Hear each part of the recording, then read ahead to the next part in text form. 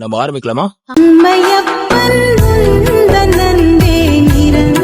Magdalene மரியாளே, உன்னை மீட்டுக் கொண்டேன், உன்னை பேர் சொல்லி அழைத்தேன். அல்பேயுவின் குமாரனே, என்னை பின்தொடர்ந்து வா. இவன் என்ன செஞ்சான்னு உங்களுக்கு தெரியுமா? தெரியும்.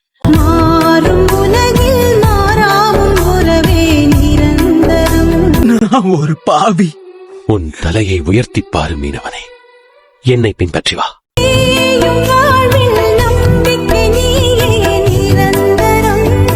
உன் விசுவாசம் அருமையாக இருக்கு.